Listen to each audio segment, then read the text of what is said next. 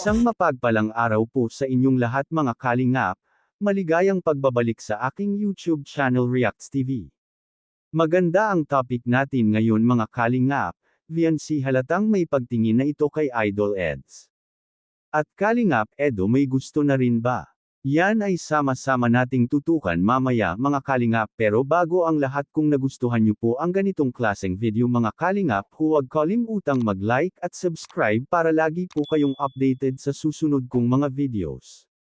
At suportahan din po natin ang ama ng kalingap Kuya Val Santos Matubang at Idol Kalingap Rab maraming salamat po at paalala lang po mga kalingap ang reaction video na ito ay patungkol sa mga EDC fanatics.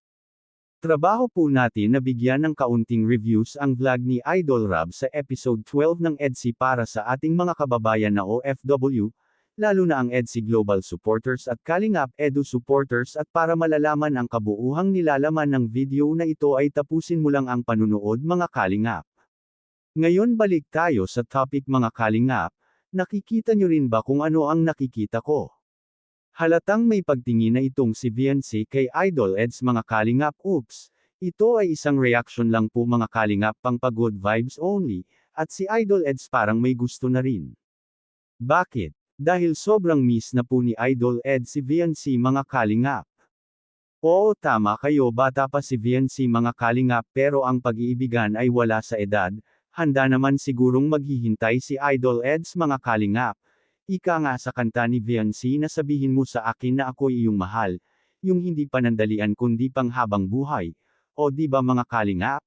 May nag-request na kantahin yun ni VNC para kay Idol Eds, pero sa tingin ko mga kalingap tugma naman sa kanta ni VNC sa totoong buhay.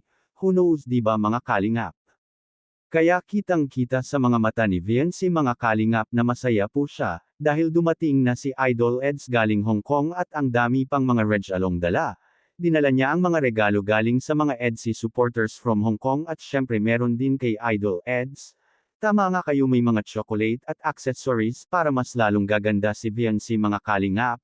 Wow na wow, may singsing pa ito, at sabi pa nga ni Idol Rab parang promise ring. Tig-iisa sila Idol Eds at VNC, ang sweet naman. Kung kayo ang tatanungin mga kalingap yung pera na galing sa mga sponsors ano ang pwedeng magagamit nun? Para sa pabahay ni VNC o para sa ngipin ni VNC. Tama naman si Idol Rab na iipunin at ipapagawa ng pabahay. Please comment lang po sa ibaba sa ating comment section mga kalingap para po malalaman po natin ang mga opinyon po ninyo. At bago po tayo magtatapos, babalik-balikan ko po ito na palagi po nating suportahan si Idol Kalingap Rab sa kanyang mga vlog dahil dito kinukuha ang mga gastusin tulad ng pabahay, at mga allowances sa ating mga beneficiaries at mga sahod rin sa mga K-Boys. Maraming salamat po, at hanggang dito lang po muna ang ating Kalingap Reacts TV update ngayong araw mga kalingap huwag kalimutang mag-like at subscribe at i-on ang notification bell for more updates maraming salamat po mabuhay tayong lahat God bless us all.